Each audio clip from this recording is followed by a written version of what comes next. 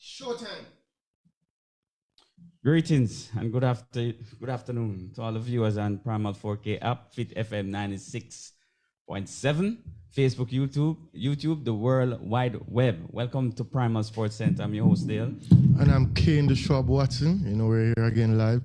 Show must go on, but different settings too. Yeah, you know. This is our backdrop. Backdrop, yeah. You know, Primal. You know, I was trying to be innovative, but I tell you, it's been a long weekend and we can just start. Too much friends having birthdays, you know. They carry me out to parties and stuff like that. Yeah. They know I got work. They know I have Primal, but hey, right here upon live. I want to big up Mark Fowle on his birthday today. Yes. One of our teammates, you know. Is he one of the Sharks though? I'd have to ask Peter. He's a baby shark or he's a, you know, great white shark. But yeah, big up Mark Fowle on his birthday. Mark Phillips, our national table tennis player, one of our good esteemed friends, you know. But yeah. Primal, what's the lineup for today, Dale? Yeah, so our guest today we'll be speaking with Samuel Ricketts, national badminton champion. Also, he got the bronze medal in the CSE Games. Yeah, just concluded CSE Games, and he's on his Olympic bid, trying to qualify Olympics. So he did well at the Commonwealth Games last year as well, and just moving from strength to strength. And you know, we have to check in with our badminton peeps to see what's going on. And I mean, we wish him all the best, but he's doing great things. And you check in a few and tell us in about 5 minutes time. Tell us the deets and how was CSC and what we're looking forward to in the future. Yeah. Also, we have a former national football representative and also the former head coach of the Reggae Boys, Carl Brown. Yeah. Most of us, the younger generation, know him as coach, but he was the captain of Jamaica back in his day and a big player for the Reggae Boys. So, you know, he has the experience of being a player and a coach, and now I want to hear from him on his take with the Reggae Boys. And he even made a statement earlier in the week where I saw a headline where he says sports is the key to reducing crime among youth. And I agree with that totally, because sports give people a lot of opportunity, give us an opportunity, because we here can talk firsthand. But that statement alone resonates and it says a lot, because I'll repeat it, sports is the key to reducing crime among youth. Yes. Because sports is what gets us together, because we see factions where, you know, two opposing communities come together for a football match or a cricket match or whatever the sport may be, and, you know, there's peace. And we see it all over the world. And even in 1998, well, you know, Coach Brown is the first and only coach so far to carry us to Promised Land, qualifying for World Cup 1998. Rennie Simmons was the technical director. Rennie Simmons was the technical director, but Carl Brown was the head coach of the Reggae Boys at that time. And crime, nothing happened on that Sunday. Oh, I remember it was a holiday. Man. Big up PJ Patterson. Yeah, it was. You remember? Man. I was the stadium park. 1997 November. November 1997. Yeah, I was 10 at that time, and I remember running onto the field. I shouldn't have gone onto the field, but back then, you know, we were elated. I ran onto the field with my uncle, and I just remember that feeling of us qualifying for the World Cup was, to me, in my top 3 greatest sporting moments for me in my lifetime so far, as I was there. But that was special. And now, since we're on the topic of football, all of us predicted a victory for the Reggae Boys against Mexico, but we lost 3-0 tidily to Mexico on Wednesday. And that was a tough defeat. And I mean, I don't know if I should say our hopes were too high, seeing that, you know, we seem to falter against the likes of USA and Mexico in the past. But I thought that we had the team that could eclipse the Mexico team. Well, I mean, we started off poorly, but I mean, to me, it was not the performance we were looking for. It was a tough defeat. But I mean, I was touting up Coach Grimmy, as we call him. Grimmy or Grimy, what we calling him? Grim, the Grim Reaper. We're touting him, but to me, he didn't make much changes. And is he on the hot seat? I think he should be on the hot seat, but I think his job is safe because, you know, we're all looking towards World Cup. No, because it's early in his campaign, and I mean, he had a decent outing. Plus, his main job is to get us to the World Cup, and I think that he's on that part, and we've seen progress. I mean, we will expect bad performances here and there, but it's all gearing up towards qualifying for World Cup. And if we don't qualify for this World Cup, where it's keeping in our region, and Mexico qualifier, the USA qualifier, the Kenya qualifier. It's really top teams basically there. Yeah, and we are on paper the next best team, highly ranked. So I think he should have a easier task ahead of him. I tell you what, we're gonna get back to this topic. Yeah, we're gonna get back to it. Yeah. And we want to hear what Carl Brown would like to say about that match against Mexico as well. But yeah, so now let us welcome Samuel Ricketts to Primal Sports. Good afternoon. Afternoon, guys. How you doing? Things going on your end, Samuel? Going good. Where in the world are you now? I'm in England at the moment, but tomorrow I head to Hungary, and then a few days I head to Mauritius for another tournament. So a tournament in Hungary and tournament in Mauritius. Yeah. Before we reach the tournament in Hungary and Mauritius, tell us about the CSC games and that whole experience and where you finished, and just give us the rundown. No, CSC games were tremendous, really tremendous. Thanks for asking. I think I played a CSC game one time before, but that time, you're young, you're just trying to do the best. I played with Garrett and we did pretty well, but this time around we had a younger team. A very much younger team, but we played with good passion and good belief. I think it's the first time in a long time that we've gotten a medal in a team event. So we got bronze for team events, beating El Salvador, the home nation, to clinch a bronze medal, which I think we're very proud of. And we claimed 4 other bronze medals in the individuals. So a tremendous feat from Jamaica. We wish we could have, gotten a silver or gold, but I mean, medal haul is really impressive, and we're always grateful for that. Yeah. Of course. Yeah, so I can imagine that match against El Salvador, in El Salvador, and the home crowd, and it was loud. It was loud, and I know you guys, brought it to the table, and I say delivered the bronze medal. So tell us about the other medals that you guys garnered in the championship. Yes, so Talia and I both got bronze for the singles event. So men's singles for me, women's singles for her, and then she and I got bronze for mixed doubles, and she got another bronze for women's doubles with Catherine Winter. And so, we played really well. Talia did especially well. The only one in 3 semi-final, 3 medals. And so, 4 medals actually, because the team event. Yeah. So, I mean, it was a tough nail-biting one. We had a close chance in the mixed double, Talia and I, but we just couldn't get over that final hump. But we had the quality in us to win, but it's just one of those things. Yeah, one of those things. I mean, I know you give it your all and you go out there and represent as usual, Of course. And Talia, coming from the Commonwealth Games and moving stride to stride, and CSC yes, games, you guys delivered. So, as you said, Hungary's up next. Yes. What about that tournament? Well, that one actually is one where I'm representing my university. So I attend a university called University of Warwick. And so we have something called the European University Badminton Championships. And so it's just like the top universities in Europe and in England. And you just kind of compete. So they have a team events and then individuals to go on. And so that one is just like to represent the uni. Well, that means you should be highly ranked for that because you're a top player in the world. I know you're ranked somewhere in the top 100. Yeah, so number 1 seed. That's what I'm saying. You're trying to play it down a little. I know, because it's a university games. I'm figuring, I'm reading in between the lines. You're somewhere up there in the ranking because I know you're a top player in the world. So for university games, you should be ranked high. So as a number 1 seed going in there for University of Warwick, I mean, hopefully you get the gold medal. Yeah, we'll see. We'll see. That'll be a big thing for you, man. On campus. Yeah, big man on campus. No. Yeah.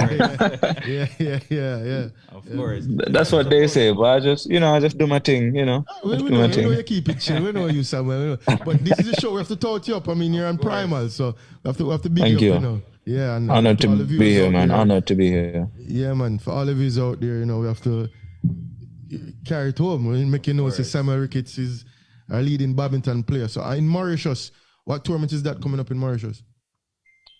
So that's an international series. So that one will actually be playing for points and trying to get some points.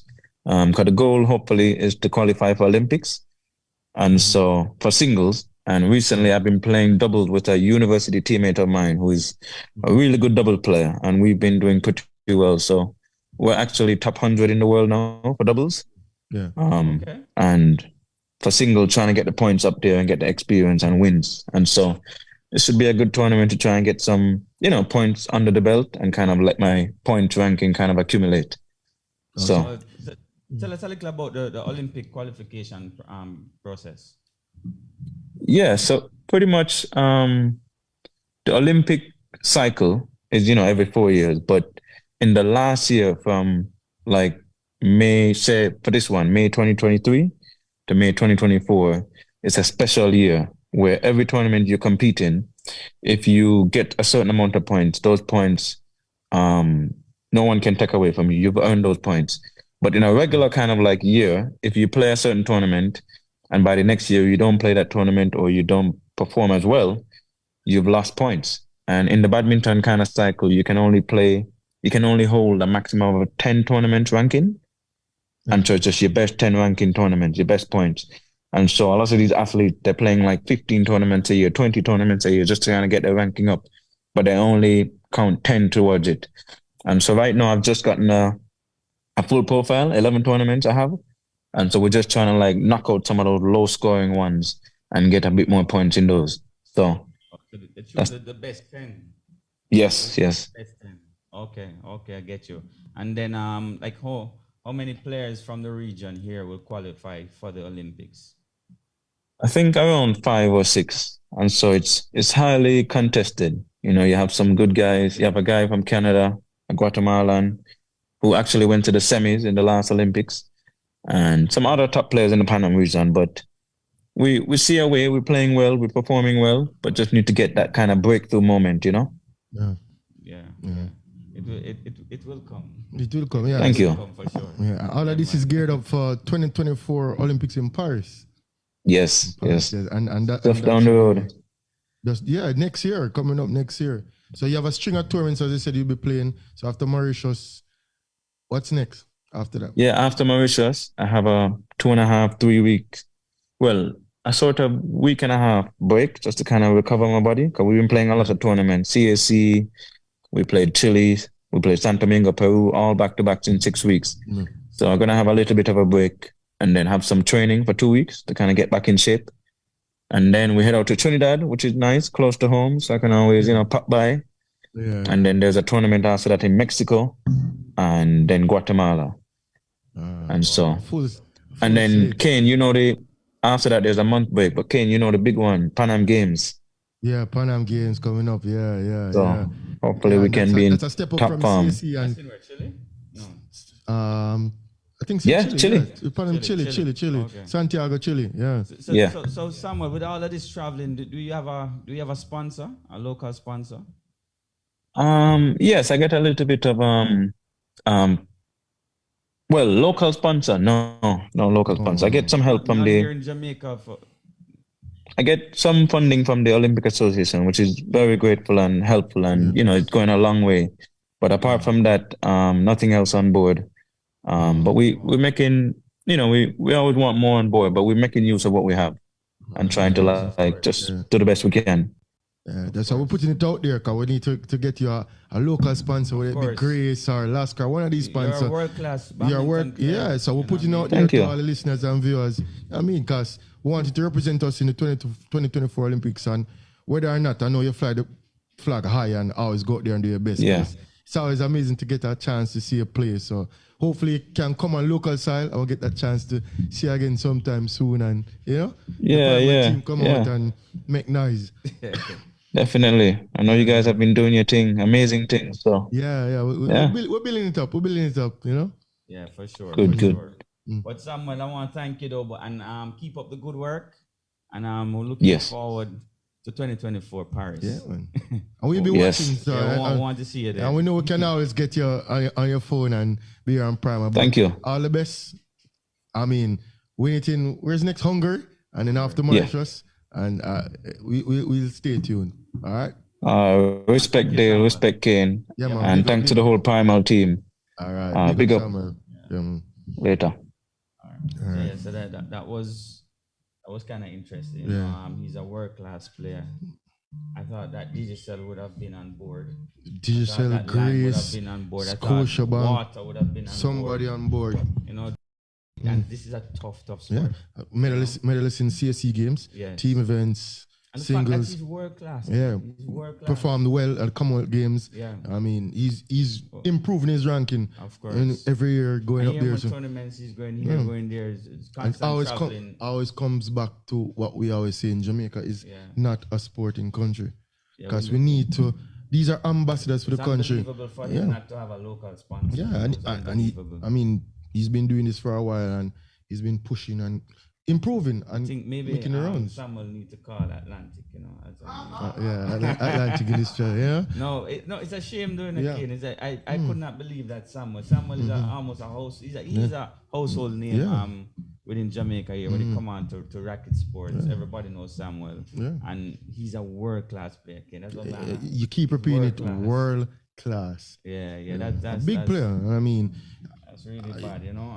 So anybody listening on the board, Digicel, Line, of course. I mean, Grace, Lasco, somebody out there, cause I mean, and intelligent guy. I see it, going to university and Warwick, and I mean, he's the #1 seed there, and I'm sure. Hey, as I said, big man on campus, humble, humble, taking it easy. But I used to play some table tennis. Well, but you know. Good thing him choose badminton, right? But No spin. No, but man. I wish him all the best. Wish him all the best, and we keep track of his progress. And 2024 Olympics, which I mean, I'm saying it from now, he will qualify. Of course, he will qualify because he's a youth team. Very exciting you to watch. Yeah, man. Very exciting. High flyer, man. Man. Very exciting. Entertain the crowd, man. Crowd, please watch him. I mean, I can relate because when I play table tennis, you know, Peter thinks he's the entertainer, I get messages on my phone daily. Kane, you're not going to play nationals. You're not going if you're not playing, you know. Yeah. I mean, it's not nice if you don't play. Yeah. You know, I'm like, oh, come on. I'm retired. Yeah. So all from the badminton court to the footballing arena, I mean, I don't think he still plays football now, but I mean, probably like a juggling in him living room now and then. I'm sure there's a football in that house somewhere along the line. Yeah. When probably dribble through the house somewhere or through the living room. All right. So I want to welcome.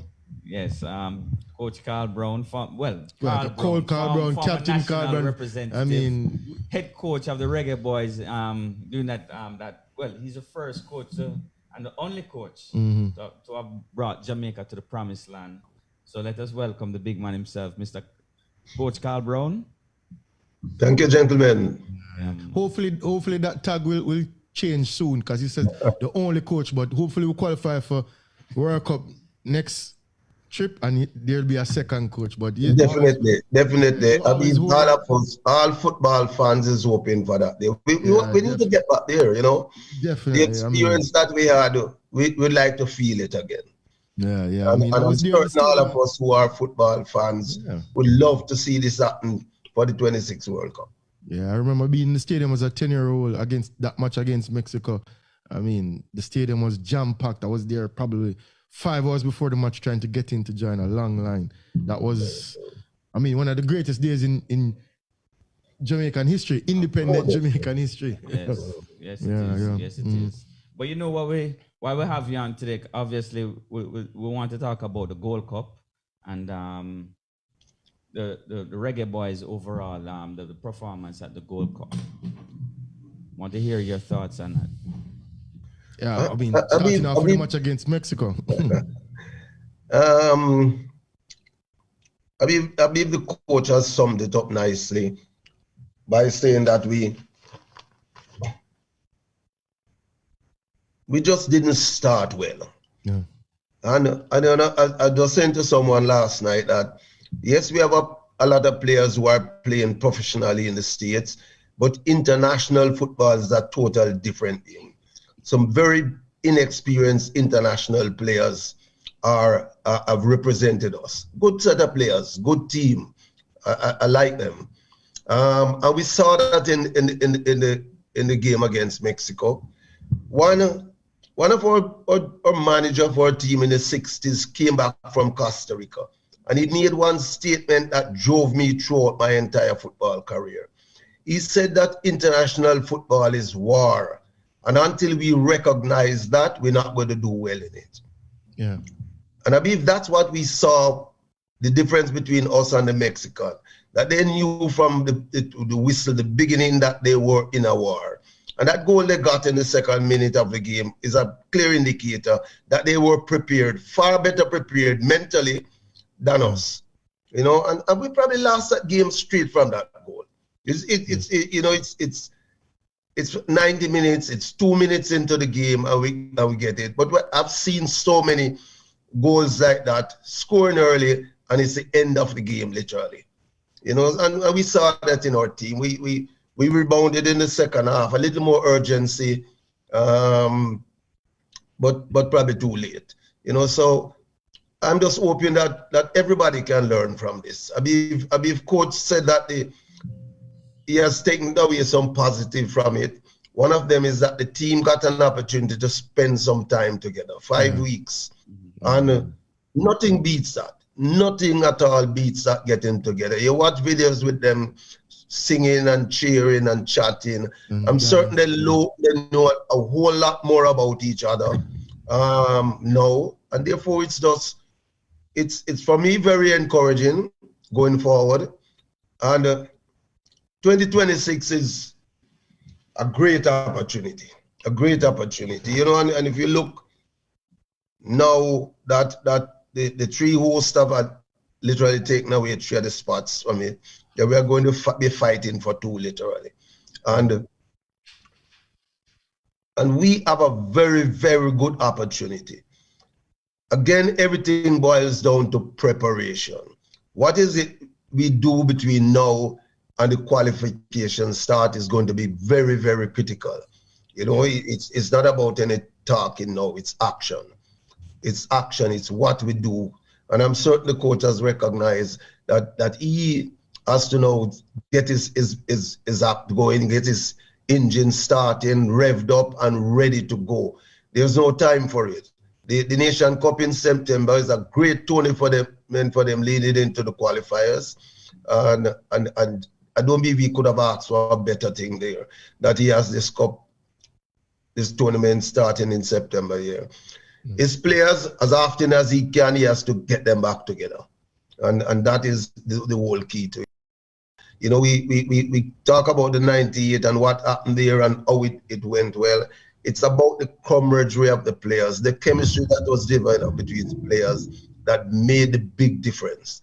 You know, and I'm just hoping, you know, I remember in the early days as a coach that, you know, you spend time with people like Leighton Duncan from Cavaliers and the George Thompson and the Vincent Chongfa and the Jackie Bell.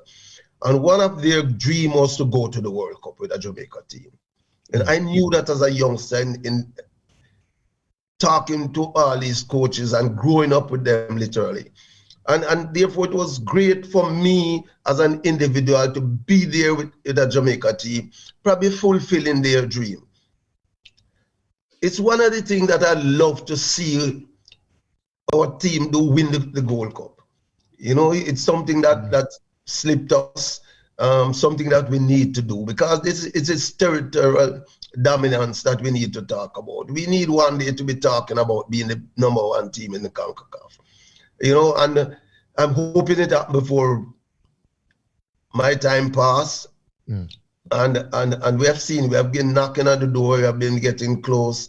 I believe this tournament was probably the best one in terms of opportunity to go there. We saw 2 Mexico team and the US team, our top teams in the CONCACAF. Probably not the best US and Mexico team that we have seen in the past. You know, so we probably missed a big opportunity to win it here. But I'm hoping one day that I'll be sitting or be there and watch us win the Gold Cup.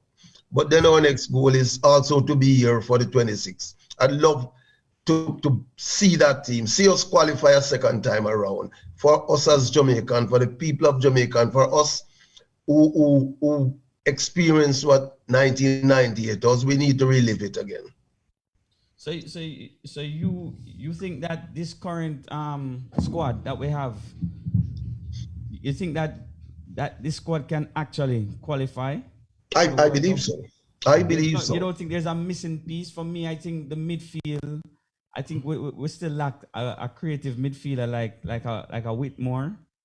You know, I think we lack what you call him as a defender. Don't hold your breath on that creative player you talk. Don't hold your breath on that creative player you talk about. Coaching now on football game now is destroying that creative player. Yeah. Okay. Everybody gets excited about one-touch football. You know, tick-tock, and therefore we are ruling out the creative player out of the game. Yeah.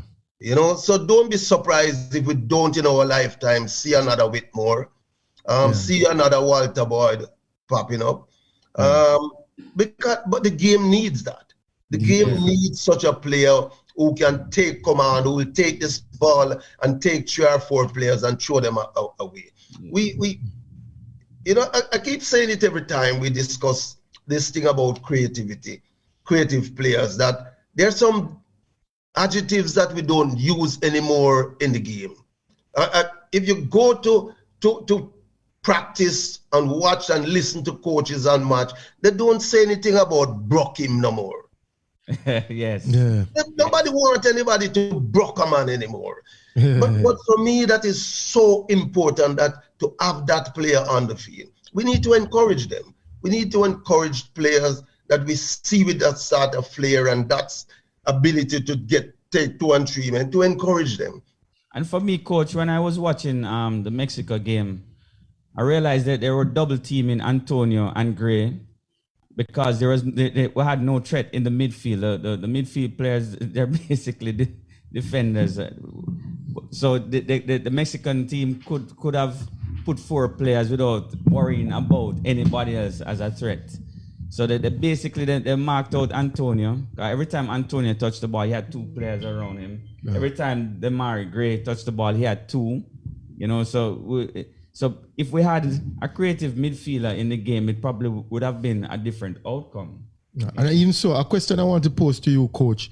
In your tenure, or even as a coach, do you like to, because I see that with some coaches, they stick to one formation. They don't like to mix and match formations. If you're playing a 4-3-3 or 4-4-2, but I saw where in this game, we would have done better with an extra midfielder, because I thought Mexico had an extra midfielder and it stretched out Lambert and Latibo there. But he stuck to a system that he's used to, and he got the results to where he was at in the semifinals. But I thought with the Mexico game, we need an extra midfielder, because Mexico would have more possession of the ball. And they had an extra midfielder. And to me, from the get-go, that stretched Lambert and Latibo there, and we were up against the wall. So as a coach, do you tend to stick to your formation, your game plan, or is it a case where you change versus your opponent? Because we know the Mexico team and how they play, and we're always going to be up against it and have less possession of the ball.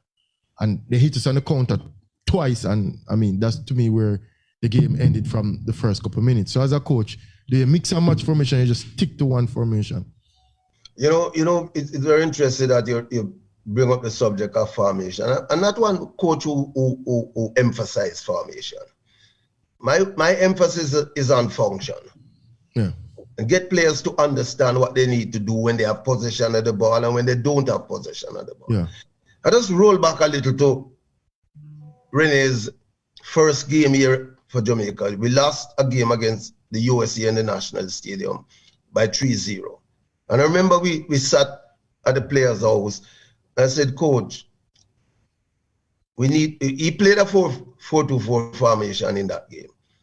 I said, Coach, we need to go back to playing 5-3-2.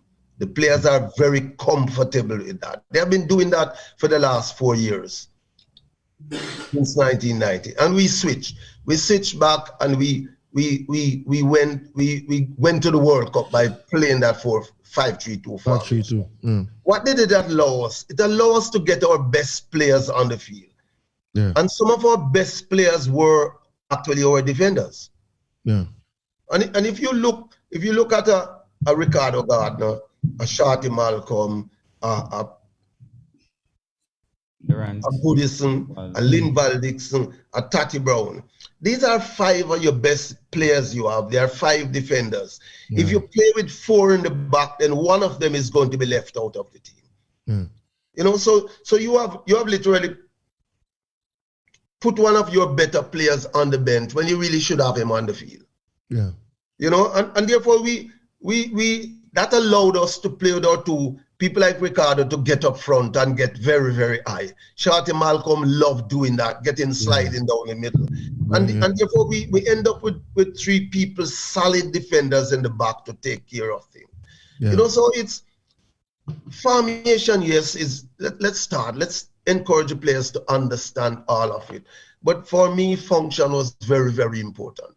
You know, we got to recognize, because we got to give the Mexican team credit. As you rightly said, they really shut out the 2 experienced Premier League players that they thought would probably beat them. Yeah. I want to say something to the Jamaican public today, that we are probably helping to destroy Leon Bailey. Yeah. Too often the cry about him hanging onto the ball is reaching him. Yeah. You know, and you can see that. You can see the pressure of every time he gets it, that he's literally in 2 minds as to whether he's to play it one time or he's to go on a dribble. That's one of the strengths of Leon Bailey, the ability to take that player down the flank. And we need to encourage him as a public. Yeah. You know, let the coach demand from him what he wants to do in the final third, in the middle third, in the end third. That is what it is. But I get the feeling that, you know, every time you hear people, oh, he hold on for the ball too much. We are destroying him. There's a player by the name of Ricardo Fuller, you see, and I remember in the Clovis D'Oliveira was with the national team. I believe it's for the 2004 or something World Cup, somewhere around 2002 World Cup. That after Clovis left, I took out the team. I remember we went to America to play the US in Boston. And in my team talk and to individual players, I reached Ricardo and I said to him, when last you broke 2, man? And he said, coach, them don't want me to do it anymore. I said to him, that's the only instruction I'm giving you today. I want to see you broke 2, man. Yeah. You know, if you take away that from Ricardo, pull him out of the team. Don't play. He's not going to help you. You know, so I'm really appealing to Jamaican public. Leon Bailey has the ability to do that. You know, but he can't defend us. Yes, but if we keep getting that feedback from us that you know, is pulling on the ball too much, if we pass the ball, we're going to destroy him. Yeah. And sooner or later, you won't have any use for us. Yeah. You know, so I really, really want for the public to understand the role that they have to play in it too. You know, that they need to look around and allow the coach to coach the team. Their job is to support. They need to get out their numbers and make noise, plenty noise, good or bad. After the game, them can't grumble. But they need to get out there and cheer these players and support their way. They have enough problem off the field, you know. They don't need you no more. They don't need you to add any more to it. Let's weight on the shoulders. You know, you talk about if this group, if we don't need no addition, who we need, of course we do. Of course we do. If we play a game in the semifinals, and I want to knock coach for that, and I don't know why, but sometimes we have to be critical too. That if we are down 2-0 at half time and we have a bench full and our changes were so sparse, something is a message. For me, the wrong message was sent to the rest of those players that are sitting on the bench, that you have no use for me. Coach, I need to ask a question. It's not really my segment yet, but I remember back in the France campaign, you gave a young schoolboy, probably 17 years old, you bust him on the field and he became a Premier League star. Bolton Wanderers, probably. Yeah. Coach, why not Whisper? Tell me why Whisper never get that bus. I can't answer that because I haven't seen Whisper a lot. You know, I've just hear story of Whisper. So I really can't answer you in terms of that specific name that you put on there. But I said something to you. Ricardo Gardner at 17, 15, probably 15 too, plus was a special one. And he proved that too.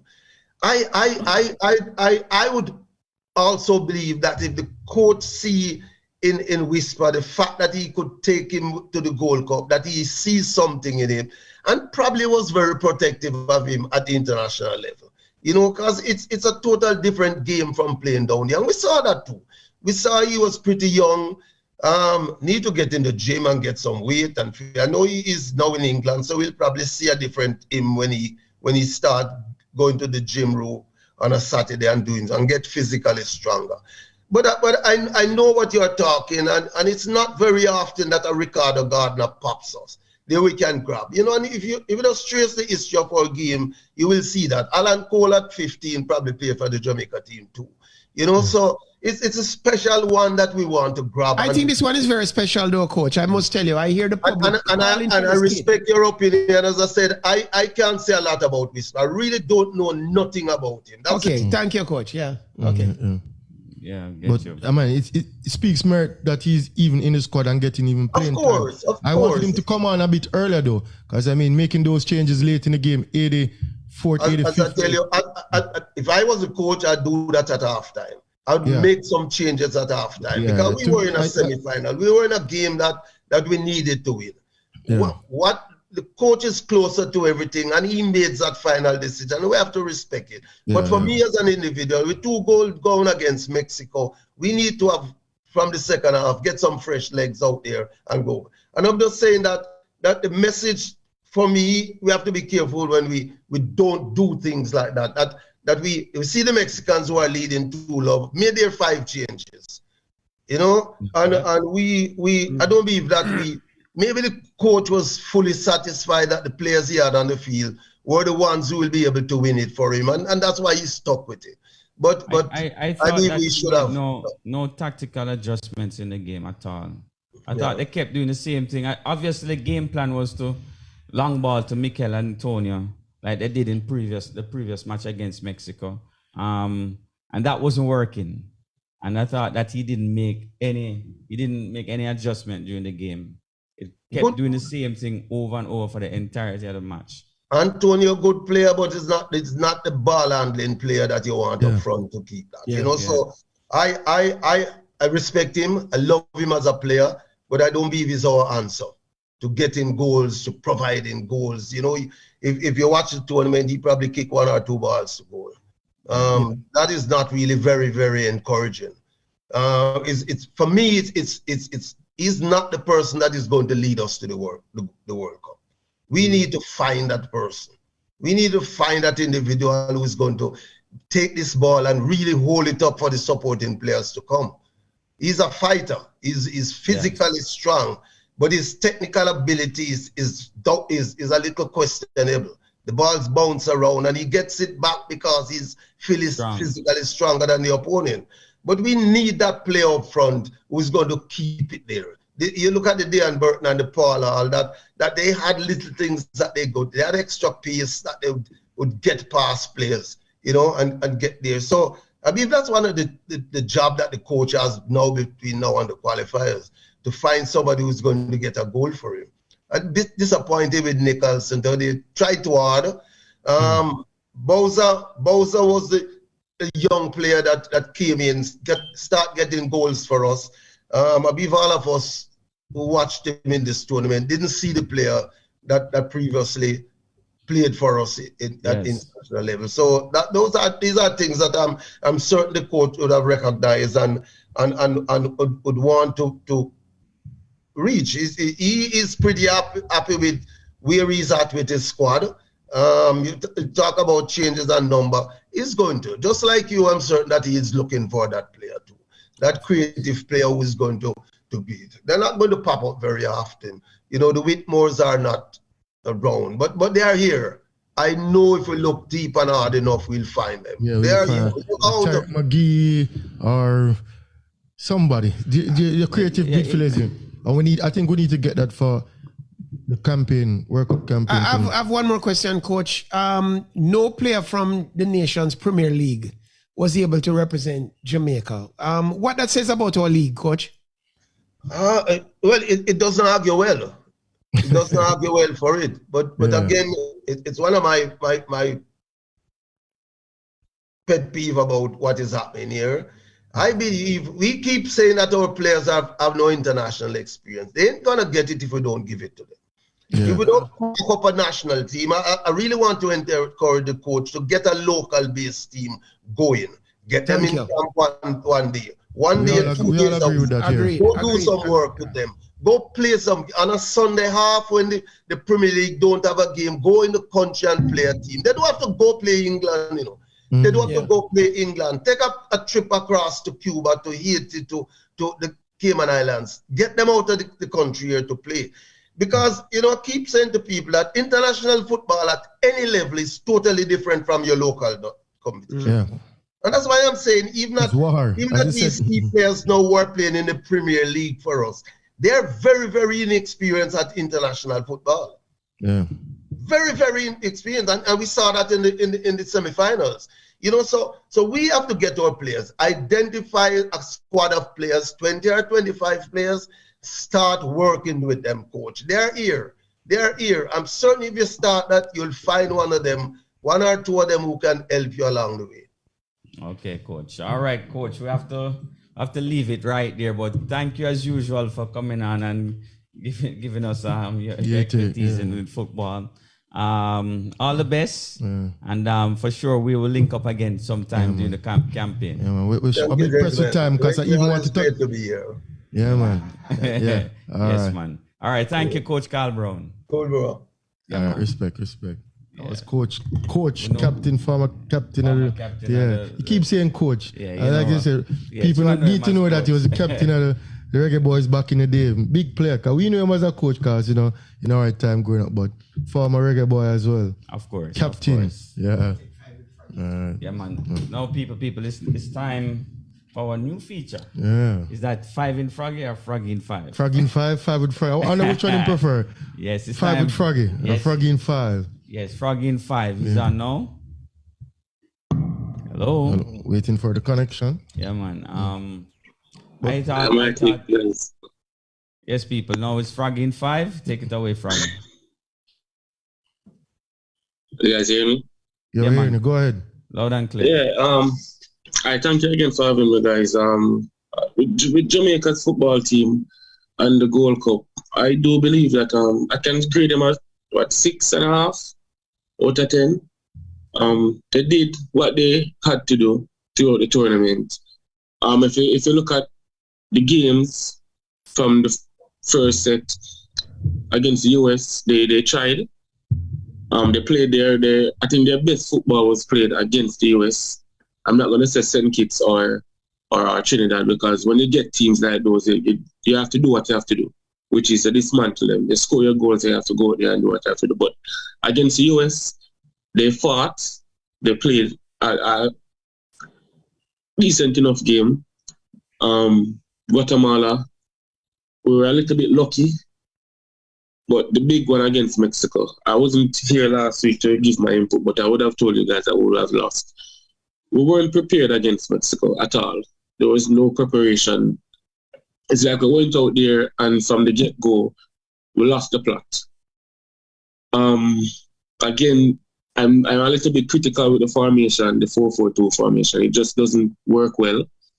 And Bobby Reid playing out wide, there's something off about the team. I think we needed a Daniel Johnson instead of a Bobby Reid.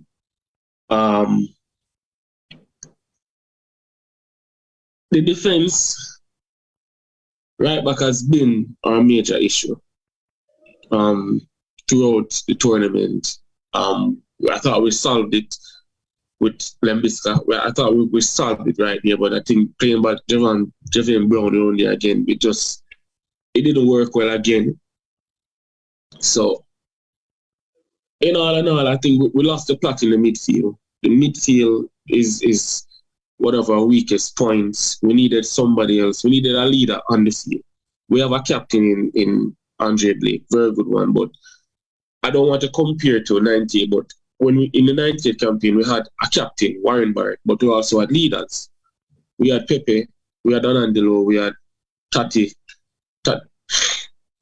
we had Tigger Davis. We had leaders on the field who could bring that team together and who held other players accountable for any mistakes they made on the field. With this team, this current Jamaica team, we don't have that type of leader on the field.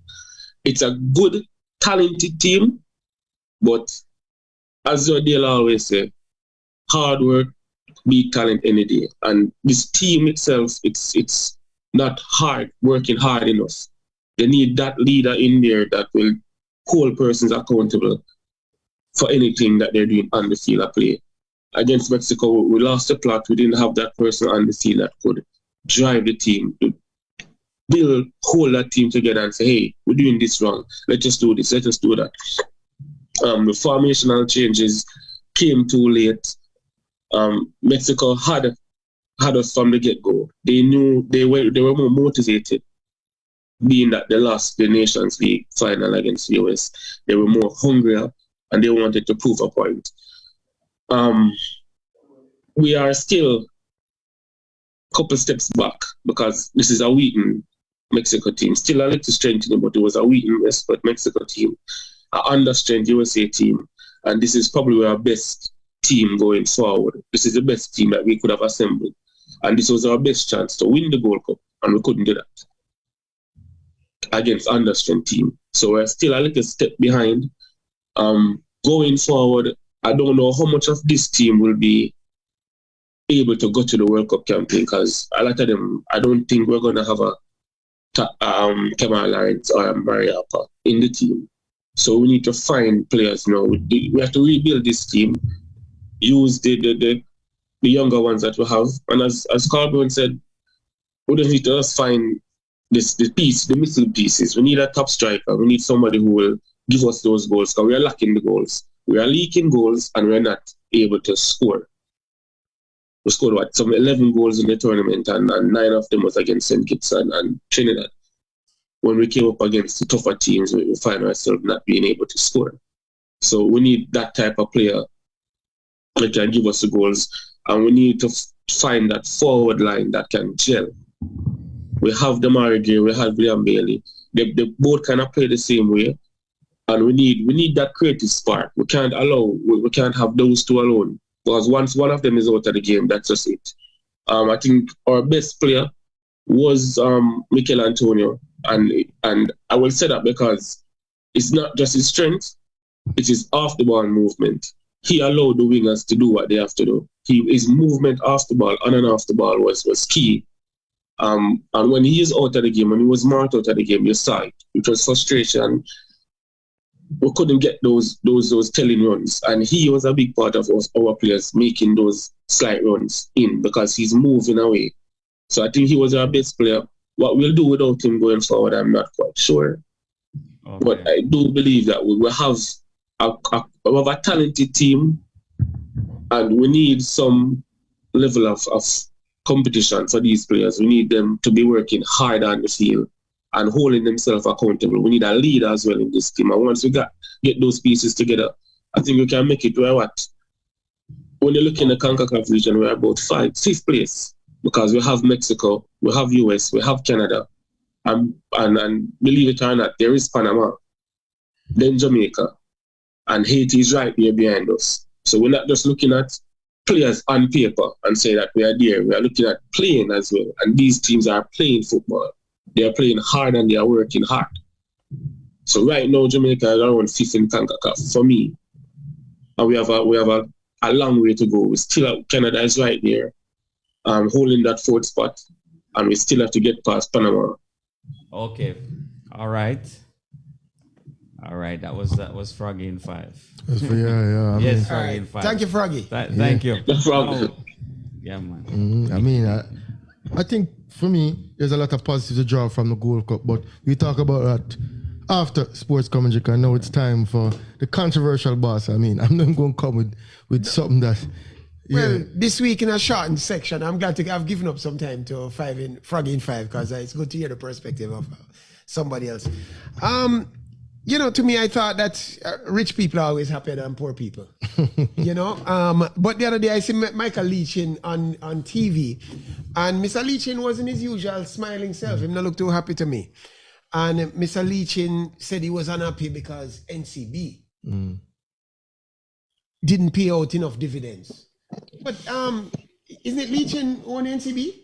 Mr. Leachin could tell NCB how much dividends to pay him. I don't know why I'm not happy about. Mr. Leachin is upset and said he has to be selling his assets to meet his expenses. So his gas bill and his electricity bill, he had to be selling assets. Him selling boat, him selling house in Cayman, him selling all kind of thing. But I thought Mr. Leachin said he was using the money, and go back and check it, using the money to cure cancer and to fix the environment and all these highfalutin. He's looking for unicorns to invest in. So I was very surprised when Mr. Leachin complained that he's not making enough money from dividends from NCB and to be selling his thing there. In the meantime, NCB stock moved from the mid 75s down to low 60s. In 3 months, the stock continues to plunge while Mr. Leachin can't get his story straight. Mr. Leachin told us that he was going to Canada because an executive had retired and that he had to take the spot. You remember that? Then he said he was going there to cure cancer and all these other environmental stuff. And now he's complaining. And most rich people, when they're making money, they make it very quietly. When they're losing money, they're quite loud. They're on TV. Anyhow, Leachin, I'm a brethren. Portland man, set of Portland people. Have you guys been watching what's happening with the West Indies team? No. They keep on saying, how low can you go? I mean, we're going low now. We couldn't qualify for the World Cup, the one day. Oh, yeah. And now India is in here beating us up. In fact, the other day, India was going to make a declaration. And they said, no, I could bring out every man, make them make a little 1 runs against West Indies, because now you have it on your record. The man was about to declare deal, I swear. And they bring out a man, he's probably the chef. And say, chef, come back 2 bars against West Indies. And when the man make the 1 runs, the captain declare, that is disrespect. That's the lowest you can go. Yeah. I don't think it's any lower you can go. I think we should give up this cricket thing. I usually give out awards. I deserve an award, guys. Last week, I predicted the outcome of UFC. What did I tell you guys? Too easy. I told you Volkanovski would beat Yair Rodriguez in 3 rounds.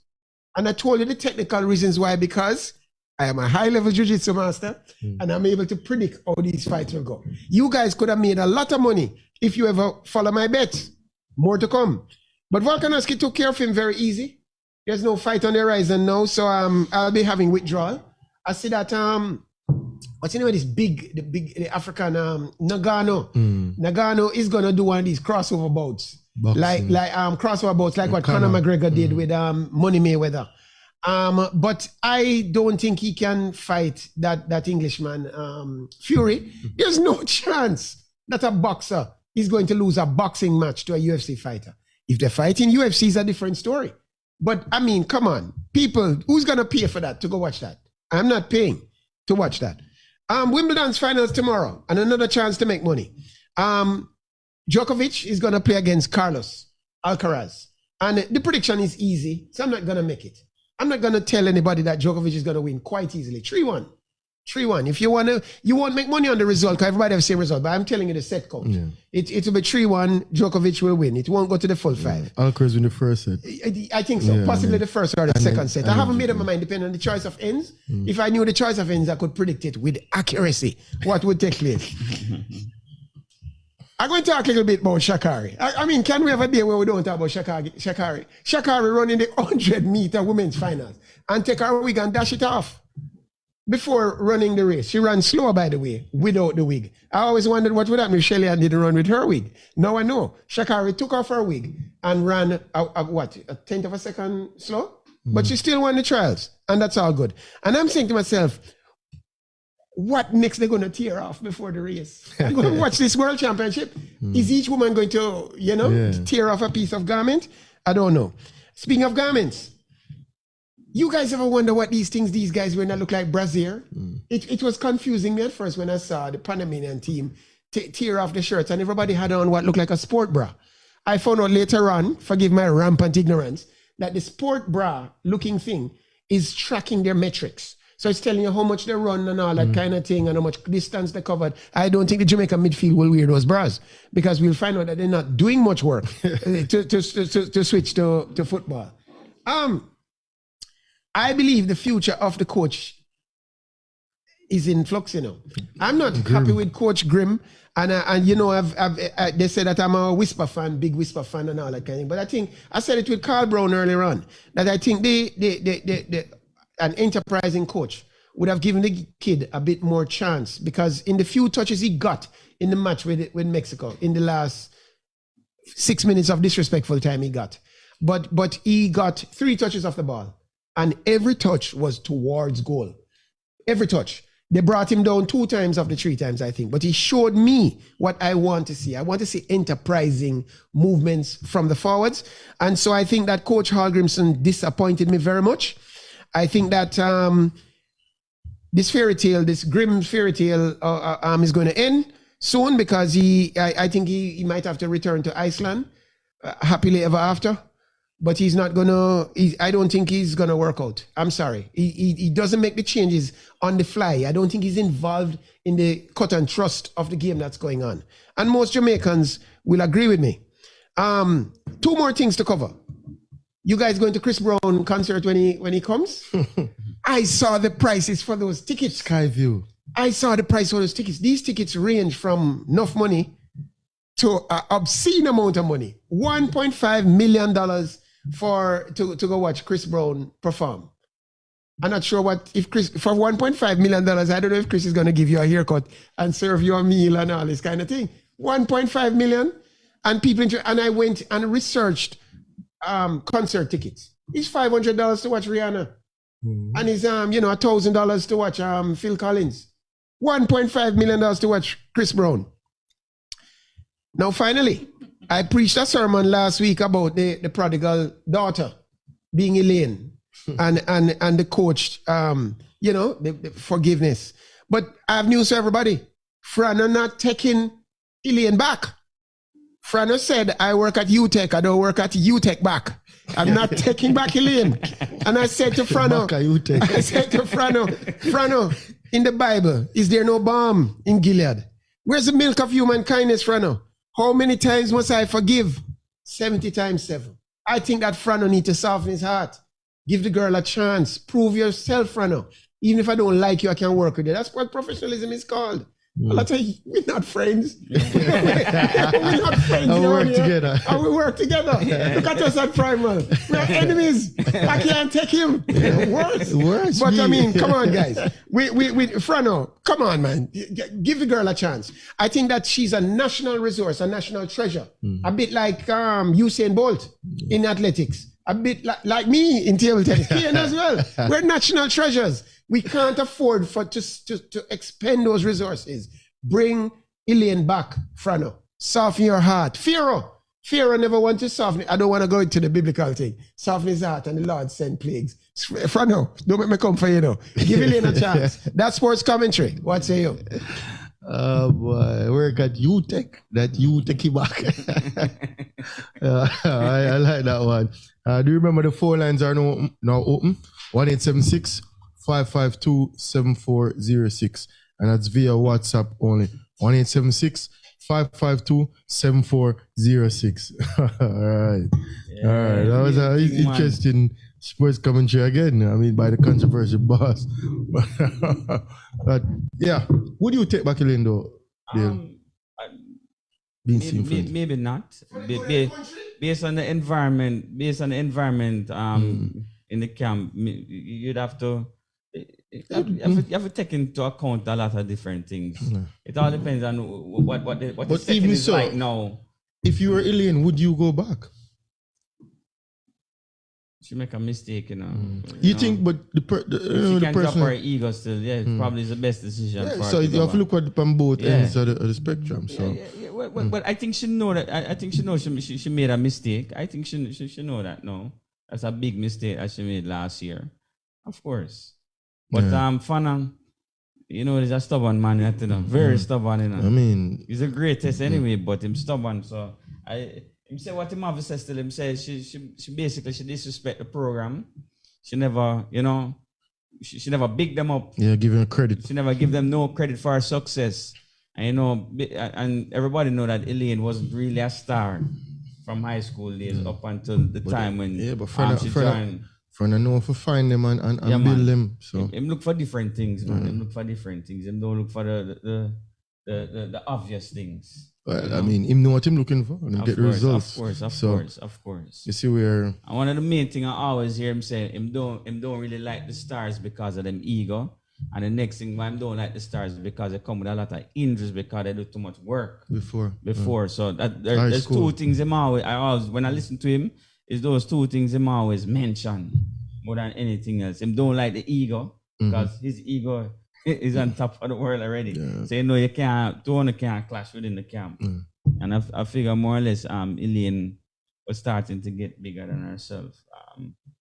She chose to sever ties. With I always say MVP, but she didn't do it amicably. So I mean, she's at the state where she's now where, I mean, this is probably the lowest point of her. I think rumor has it that she's looking for a coach. Well, I mean, so why not front up? Well, you think Stephen really will take her back? Will take her back? I don't think so. No. I mean, it don't fare well for most of the athletes that do actually come back. Remember, Kelly Spencer came back and I mean, she was doing good at the time. Christine Day was doing good. I mean, Melaine Walker. I don't think she came back. She wanted to switch events, and Fana was telling her, "Yo, you're a forward." She wanted to run the 100 hurdles. Yeah. She wanted to switch event. Now where is she now? Yeah, so. I saw her last year coming dead last. Dead last. So one second. The fastest living human being is Elaine. And you're female being, human, female. Yeah. But the point is, fastest top end speed, Peter. Yeah. No. She's the fastest female of all alive, and she's meters. had a bad season. And you're telling me that we don't have a coach that can bring her back? Jamaica need her. No, the pool big still. No, the pool big. But the problem, I don't know how many people is going to take her. How many coaches right now? I think the second best coach would be Shelley and Coach. But will that coach carry that within his environment, carry Elaine within? But even so, you don't have to have one of the best coaches. I mean, she can have a fairly average coach, but does she have a coach? Who is Elaine's coach? Her husband is her coach. Yes. Is he that qualified to have that? And so she made that mistake, and I'm asking you guys, the coach knowing that she made a mistake, meaning Frano, take her back, man. Remember now. He made her the fastest. Peter, he made her the fastest. You don't know. He made her the fastest woman alive now, and she went away. What is he to do? Take her back. Prove yourself. He already did it. He made her the second fastest. That would be a good story. I think it would be a good story. He coached her to be the second. I think it's a story. But I think it's more than that. You don't know if you take back if Anna take back Elaine, you don't know the other little things that might come with that. Meaning maybe within the camp itself with other athletes. It's a life lesson in a deal. It's a lesson about redemption. It's a lesson about humbling yourself. It's a lesson about forgiveness. It's a powerful lesson. If this happens, it's a story, it's like David and Goliath, it will go on for history. Yeah. How the fastest woman came back and the coach said, yes, render your heart and not your garments, shed your thing and come back and bring her back into the thing. It's a great story, man. It's a good story. It's like a batsman drop out a farm and go to a coach and the coach say, okay, but you're going to have to humble yourself. Yeah. It's a great thing, man. Yeah. I agree. That's what sports is there now. Sports is there to teach us lessons in life. Yeah, I agree. But I mean, I agree. But trying to just move on and build an athlete. I know. Just move on and build an athlete. But it would be a good storyline for next year. You can imagine your daughter say, Daddy, your daughter, Daddy, tell me a bedtime story. And you say, once there was a champion and so on. And then you allowed her to come back. You know what I mean? That's a great story. Yeah, it's a good story. What we going to call it? Elaine and the 3 beers. Well, let us see what will happen. Maybe Fana just soften up a little more later down in the year. I think so. And take Elaine back, and maybe Elaine got to him and apologize and it's a good thing to apologize. I had a feud many years ago with Joseph Davis. Remember when the public used to say we're two enemies? 2005, yes. I remember. 2005. Yes. Hello, good afternoon. Welcome to Prima Sports. Hey guys, how you doing, man? All right. How things good, Mr. Garvin? We're good. Yeah, man. A few comments on the Elaine situation, and I understand exactly what Peter is saying, but from Mr. Francis's end, I think he's looking at the big picture here. If you look at the recent championship in terms of the performance of his athletes, his camp, if there's harmony in his camp, no, that comes first. Yeah. So remember, he's looking at the greater good. He has a lot of athletes now who are emerging, who are the next generation of sprinters on the female side. He's training these athletes now. I mean, there's harmony where you bring Elaine back in the fold, and which could lead to this unity. He has a bigger problem on his hands in doing that. So he has a coach. He has to look at the greater good at all times.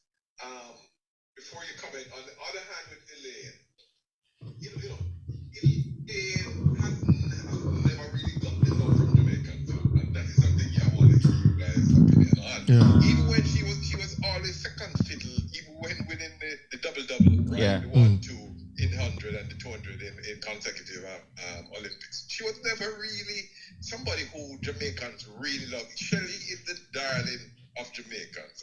Sharika is the darling. There is so much love for them. So Elaine's situation is not just going back to Stephen Francis, but she's never, if we're to be honest, Elaine has never really felt the deep love of Jamaicans. That is true. Yeah. That is true. Even when she's winning,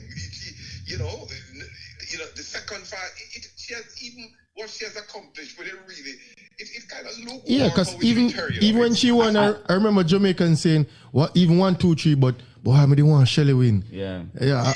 Yeah. And, so it is that I hear a lot of Jamaicans say that. I feel it for her because being a country girl, coming from down Manchester, not doing well at girls. Champ. If you remember Elaine's story, Elaine was an outstanding girls champion back in the days. Stephen Francis saw something and you have to understand the culture of where she's coming from. I don't think we really spend the time to understand. Shelley went to Woolmer's, went to that type of thing. She come from Banana Ground, wherever down in Manchester. But Sherika Jackson is well loved though. And she's from your country. Veronica Campbell from the country, well loved. But I think it's more. You're right. But a case of Elaine's personality. In Olympics, think about it. I mean, it's ahead of who we have now, and who will, you understand? Yeah. But nobody speaks about it. Nobody speaks about Elaine double. You're talking about it. Yeah. Her achievement is one of the biggest thing in female track and field. No other female has ever double. Twice. No other female, she is a great achievement, and you're right, it's downplayed somewhat. Chance to have a triple double. She would go Olympics and do it again. Yes, Peter, she could do that, but it's a different thing we're talking about. I mean, she could go on to triple double and all that, but you have to. I have a little soft spot for her because Elaine has that love, that feeling, that wanting, and you guys are all sportsmen, so you know what that feels to be a part of something. Yeah. She has really achieved against the odds, when you really think I'm about going to it. call you out on that, somebody just message me and tell me you have a soft spot for an athlete, but it's not Elaine or Shelley.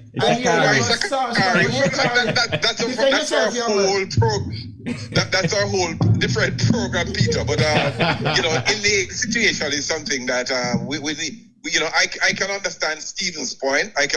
Remember, Shelley leaves Stephen camp, and you don't hear nobody talk about that. If you think about it, but she left amicably. The way Shelley left. I know that. I know she left on a better terms and all that type of thing. And smiling too, she was smiling. Elaine was her face, the makeup and rinse up and the things that she said. I think it's more of a personality thing. that's why she don't get that much love. But even so, I don't think Merlin Ottey was the most chummy person to be around, but yet still she had the Jamaican public.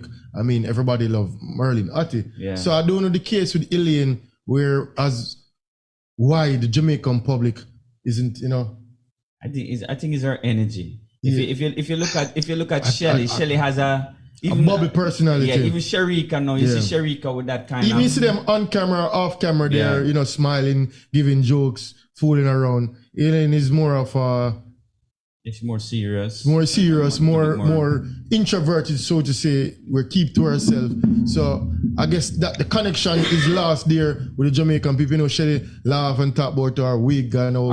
She don't like sweat. I think maybe because she come in a time with a person like Shelly with such a bubbly personality I guess put her in the background. Yeah, so it's not a matter of that she's not as liked. It's just that somebody's more liked. Because Shelly is more of the darling and talk about her hair, and Shelly says she don't like sweat. How your track star you don't like sweating, and she laugh at gimmicks and Shelly look more like a baby. Yeah, in her face and so it's more pleasant. Well, so I guess it's not the case that she isn't like. It's a very interesting debate, and it's one. It is one to be continued. But it's good to see it from both sides of the fence. Sad to say though, it's gonna take a humongous effort for her to come back to former glory. I can tell you. I won't put my pot on the fire for that one. I don't think she'll bounce back from this. But it's gonna be tough because these young Turks are coming. I mean, it's gonna be a sad story. It's just because she's just gonna phase. In my opinion.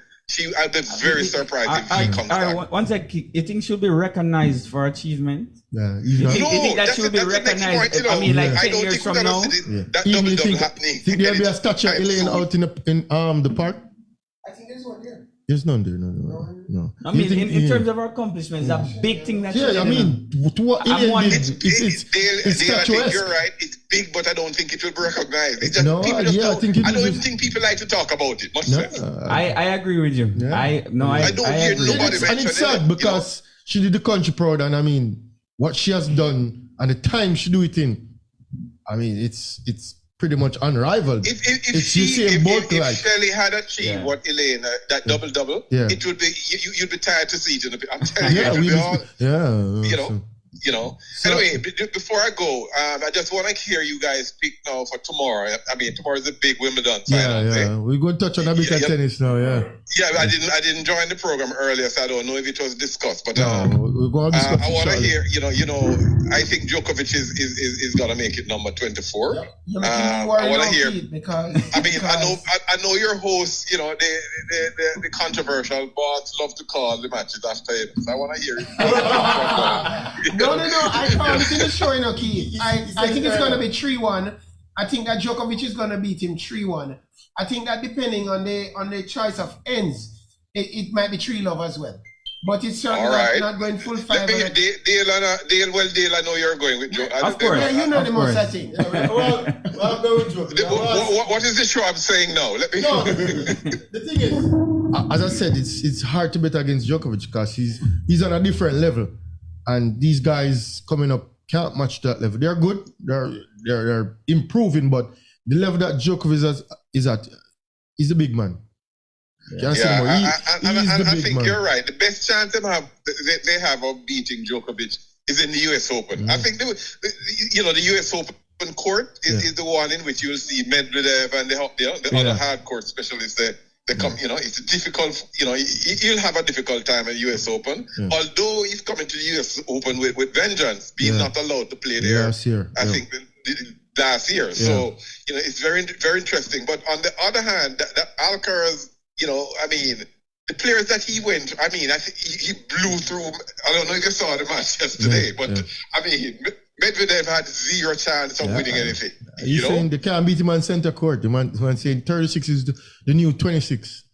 Yeah, right. He's talking the talk and he's walking the walk. He's in top form, top shape, and I mean he's one of the greatest, if not the greatest tennis player all time. So I don't see Alcaraz upsetting him tomorrow. I mean, hey, it's number 24. Yeah. Well, before I go, the truth is that, and I mean, Dale has always been bringing him as the GOAT, but people don't talk about the GOAT anymore. I mean, it's like everybody know. It's like he settled all argument. No, I still have Federer. I still have Federer as the GOAT, and I'm a Nadal fan. He settled the GOAT. You know, he's more than a GOAT now. He's now the Curry GOAT. You know? Yeah. But I still have Federer as the GOAT though. But it's hard. All right, gentlemen, keep up the good work and allow other persons to have the say. Yeah. Have a great evening. All right, big up, kid. All right, bye. Yeah, you know, when you reach your prime, you know, this guy, I think this guy's prime now. Been prime. The only way you know if somebody's in prime is when they drop off. And he's in no way, shape, or form dropping off. So, yeah. Yeah, well, you know, he's fit and he's more experienced than healthy, ever, and he's more taking care of his body. You want to know what the truth is? Yeah. If Djokovic had not had Federer and Nadal been in almost the exact same time period, he probably would have had 50 Grand Slam titles by now. That's the truth. Or you could say the reverse for Nadal and... Oh, yeah, you could have said it too. He developed he's a year late. or two, He developed late. Yeah. He changed his diet and all of these things. The diet. Of course, it's key to his longevity. So you think those hamburgers and French fries, rice and all them something there. You don't eat them things no more. You attribute his success to that? He had asthma problem, breathing problems. He used to break down during his early days of playing. There you go, Peter. Need to ease up of the hamburgers and the fries. He's hamburger. Yeah, exactly. So he's.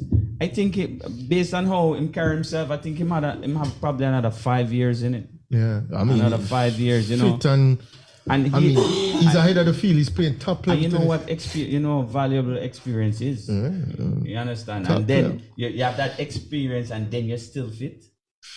It's unstoppable. It's unstoppable. I mean, it's hard to argue against him. You say he's the GOAT, but the quality, him don't have a level of competition now that he had 5-6 years ago. I think that tomorrow going to be a walkover. Walkover. It's going to be. It's not going to be a walkover. It's going to be competitive, I think. Yeah, but walkover. Alcaraz think it's his time now, and walkover. Yeah, but those first two sets, you watch it carefully. Yeah. Because I don't know if Alcaraz can hold serve. The problem is Alcaraz will have a problem trying to hold serve against Djokovic, and if he's broken early, if he's broken early, he serve more effective in Wimbledon, because the grass, if depending on skids and it's harder. Will make the game look interesting for the crowd, because he tends to do that at this point. Yeah. I'm just telling you, the challenge for Alcaraz will be to hold serve in the first two sets. Okay. I think the challenge for Alcaraz will be to do a good interview after the match, saying that that will be a challenge for him. Djokovic is next level. The greatest returner. He's the greatest returner, and also has a good serve. So it's hard to focus on breaking serve when you're focusing on holding serve. Yeah, it's very distracting. It put pressure on you for real. But so we have to touch on the women's final. Marketa Vondrousova. Really? Unseeded player. Really? Yeah, but Ons Jabeur just not up to the big occasion for me. 0-3 now in finals. I know. And she said it's her most painful loss in her career. And she will have more, because she will work her way through the round. She's a quality player, no doubt. That was Dale's pick for the final. But to me, she needs to be taller. She needs to be lighter. She's Tunisian. We counting North Africans as Africans? She's Tunisian. She's Tunisian. She's Tunisian. The first African. She's Tunisian. Breaking through for the African. Hello, good afternoon. Welcome to Prima Sports. Hello, good afternoon. Welcome to Prima Sports. Good afternoon, Prima team. How are you guys doing? I was checking if we're waiting to see if the call was online. I mean. Always late. Always late. Or delayed. Delayed, Mr. Madden. Yeah, I mean, you don't get a good phone as yet. You work for Digicel and you don't get a good phone as yet, Mr. Madden. We haven't heard from you in a while.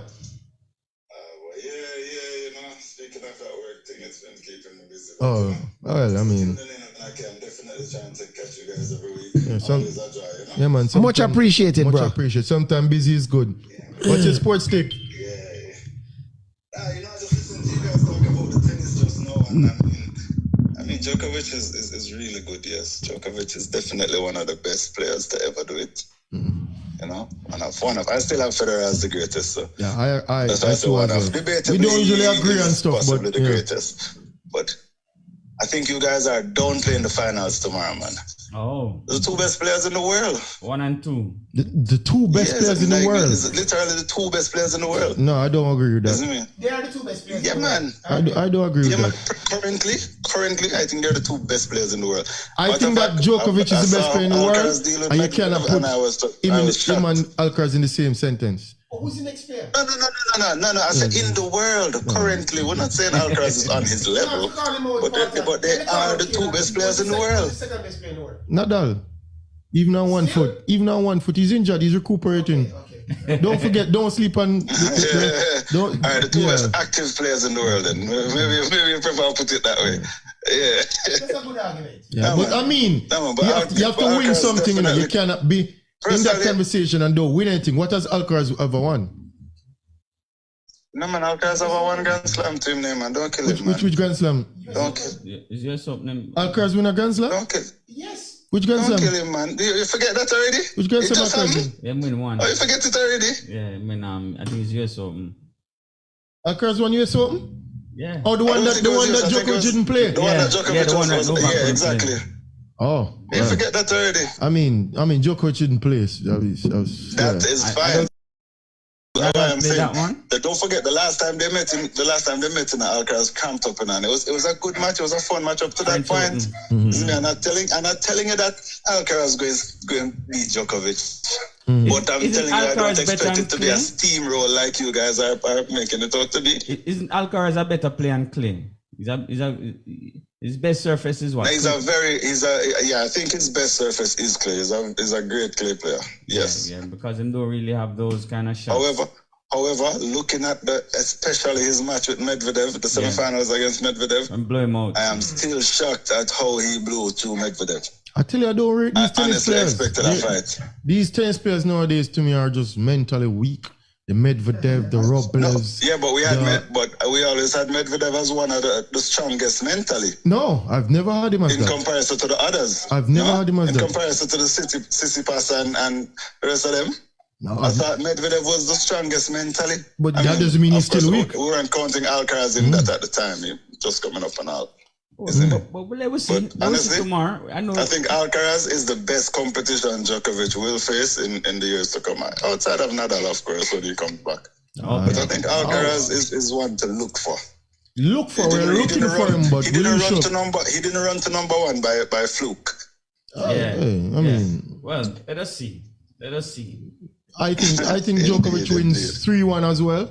He'll probably drop a set in a tiebreak. He'll probably lose the first set and then win 3-1. He tends to want to entertain the crowd at times, trench out the thing. He likes to play the villain role at times, you know. And then at the end, honestly, he's the hero and all of that. If Alcaraz...